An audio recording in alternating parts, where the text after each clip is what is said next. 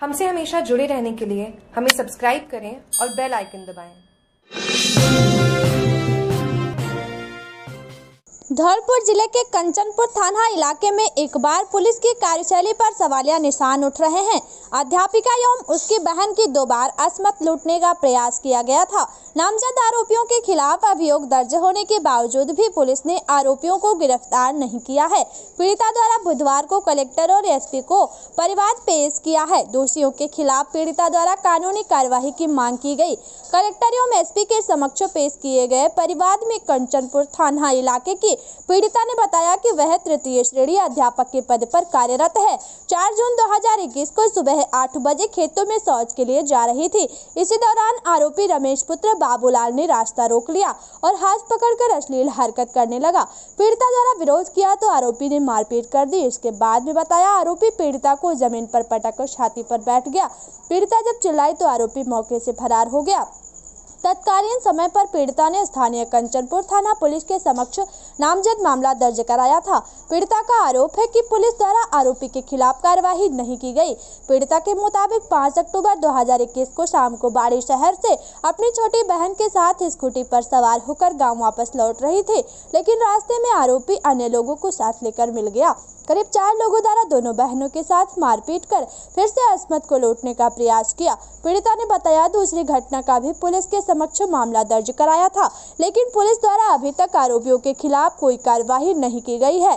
बुधवार को पीड़िता ने परिजनों को साथ लेकर एसपी एवं कलेक्टर के समक्ष परिवाद पेश किया है। परिवार के माध्यम से पीड़िता ने दोषियों के खिलाफ कठोर कानूनी कार्यवाही की मांग की है। हमारे पड़ोसियों ने हमें परेशान कर रखा है। पहले मम्मी पापा को परेशान करते थे, मम्मी पापा को मार कूट के भगा दिया था। 15 साल मम्मी पापा धौलपुर रह के गए थे। उसके बाद फिर अब हम गांव में गए हैं तो अब भी हमें परेशान कर रहे हैं। पहले गर्मियों में जून में मुझे छेड़ा था रमेश ने, फिर हमने एफआईआर करवाई थी, थाने में कोई कार्रवाई नहीं हुई थी और ये बोलते हैं कि हमने थाने वालों को खरीद लिया है, सबको पैसे दे लेंगे, क्या करेगी तू। और थाने वाले भी कोई कार्रवाई नहीं कर रहे हैं। फिर भी हमें धमकियां मिलती रहीं। कौन से थाने पे एफआईआर कराई? हमने कंचनपुर थाने पे एफआईआर करवाई थी, वहाँ भी कोई कार्रवाई नहीं हुई है अब तक। फिर अब अक्टूबर में फिर घटना घटी थी। पहले उसके पिताजी ने छेड़छाड़ी की थी मेरे साथ, अब उसके बेटों ने किया है। उसके भाई के लड़के हैं 2 और रमेश का लड़का ईदल, उन्होंने हमारे साथ दोनों के साथ छेड़छाड़ी की है, मेरी और मेरी सिस्टर दोनों के साथ।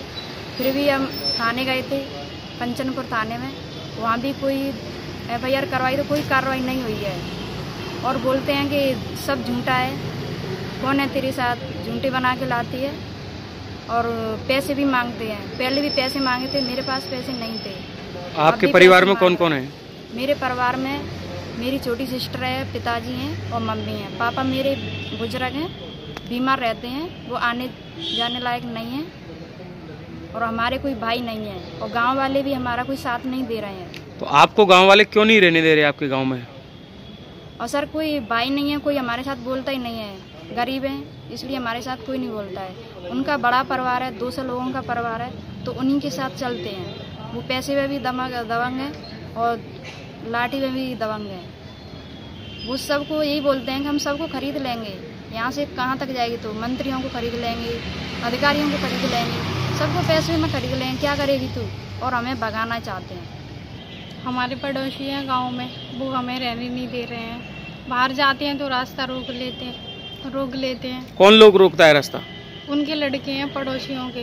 क्या नाम है? रमेश का लड़का है ईदल और रामजीवन और अकबर, 3 लोग थे। ये तुम्हारा रास्ता रोक लेते हैं? हाँ। कितने दिन से रोक रहे हैं ये रास्ता तुम्हारा? काफी टाइम हो गया। इसकी शिकायत की फिर किसी से आपने? हाँ, कंचनपुर की थी, फिर कोई कार्रवाई नहीं की। फिर उसके बाद फिर दोबारा ऐसा ही किया हमारे साथ। अभी अक्टूबर में मैं और दीदी आ रहे थे मार्केट से तो रास्ता रोक लिया। फिर भी हमने एफआईआर करवाई, कोई कार्रवाई नहीं हो रही है।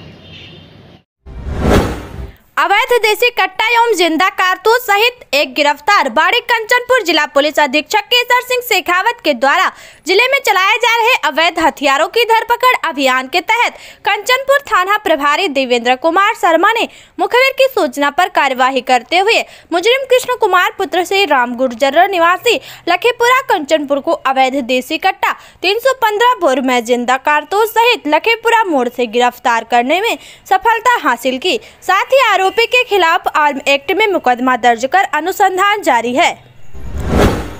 सदर थाना क्षेत्र के चांदपुर गांव के पास बुधवार दोपहर बोलेरो के टक्कर से बाइक सवार युवक की मौत हो गई। युवक बाड़ी से धौलपुर परिवहन विभाग जा रहा था। पुलिस ने पोस्टमार्टम करवाकर 100 परिजनों को सौंप दिया है। सदर थाना प्रभारी दीपक बंजारा ने बताया कि युवक संजू खान उम्र 22 वर्ष पुत्र मुंशी निवासी बाड़ी गुम्मट बाइक से धौलपुर आ रहा था।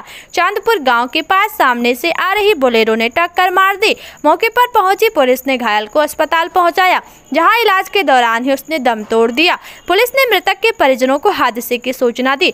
परिजनों ने बताया कि कुछ दिनों पहले युवक ने अपनी बाइक धौलपुर में बेची थी। युवक बाइक के कागजात दूसरे युवक के नाम कराने के लिए बाड़ी से धौलपुर परिवहन विभाग जा रहा था।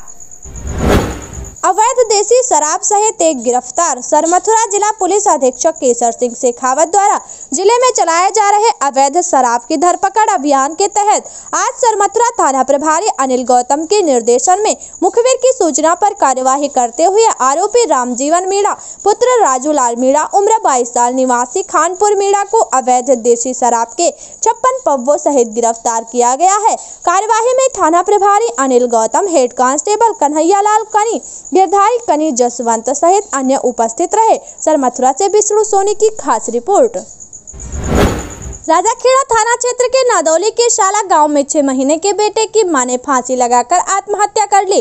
पति घर लौटा तब पत्नी साड़ी के फंदे से लटकी मिली। पीहर और ससुराल दोनों पक्षों ने महिला के गुस्सैल स्वभाव को सुसाइड का कारण बताया। पुलिस ने पोस्टमार्टम करवाकर 100 परिजनों को सौंपा। थाना प्रभारी अजय सिंह ने बताया कि शाला गांव की रहने वाली दीपिका पत्नी हरिचरण गोसाई ने घर में साड़ी का फंदा लगाकर सुसाइड कर लिया। महिला की 2 साल पहले शादी हुई थी और 6 महीने का बेटा है। वारदात के समय मृतका का पति ट्रैक्टर लेकर काम पर गया था। घर लौटने पर महिला फंदे पर लटकी मिली। सूचना पर पहुंची पुलिस ने शव को फंदे से उतारकर अस्पताल लेकर गए। एसडीएम देवी सिंह को भी मामले की जानकारी दी गई। थाना प्रभारी ने बताया कि प्राथमिक पूछताछ में पीहर और ससुराल पक्ष के लोगों ने महिला का गुस्सैल स्वभाव होने की वजह से फांसी लगाने की बात कही है, जिसके बाद एसडीएम के निर्देश पर धारा 176 में मामला दर्ज करते हुए पोस्टमार्टम करवाकर 100 परिजनों को सौंप दिया है। थाना प्रभारी ने बताया कि महिला की आत्महत्या को लेकर कारणों के बारे में जांच की जा रही है।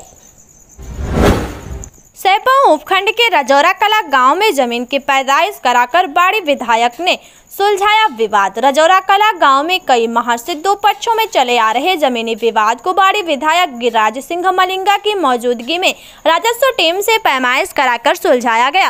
दोपहर से लेकर देर शाम तक 4 घंटे चली पैमाइश के बाद राजस्व टीम के द्वारा दोनों पक्षों की जमीन चिन्हित करके दोनों पक्षों में चले आ रही विवाद का निस्तारण कर दिया गया।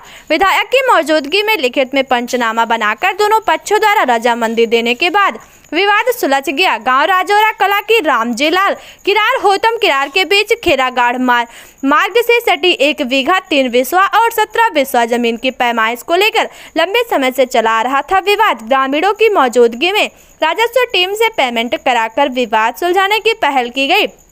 कार्यवाहक तहसीलदार राकेश निरी, नायब तहसीलदार राम अवतार, गिरदावर, वेद प्रकाश, सिंगल पटवारी, नेत्रपाल गुर्जर सहित आदि टीम में शामिल थे। नक्शे से की गई पैमाइश के दौरान दूसरे पक्ष रामजी लाल की फ्रंट 7.5 फीट पीछे के हिस्से में 13 फीट जमीन निकली, जिसका पंचनामा तैयार करके दोनों पक्षों में समझौता कराया गया।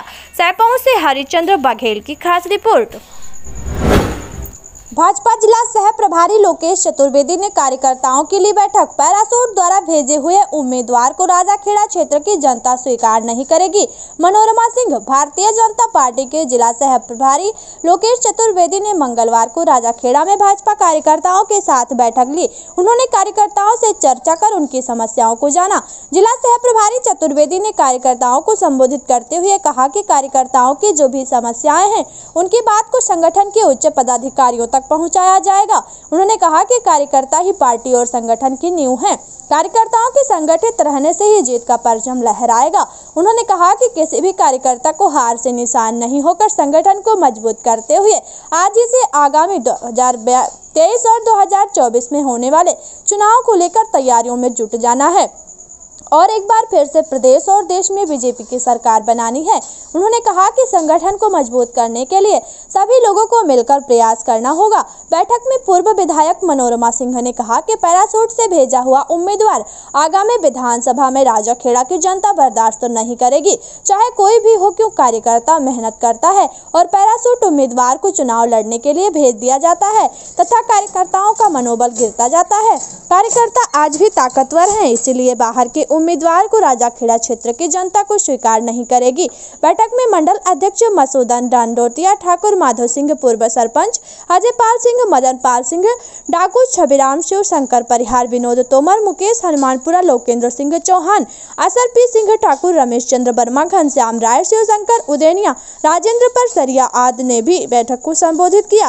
राजाखेड़ा से बुद्ध सिंह उदैनिया की खास रिपोर्ट। से हमेशा जुड़े रहने के लिए हमें सब्सक्राइब करें और बेल आइकन दबाएं।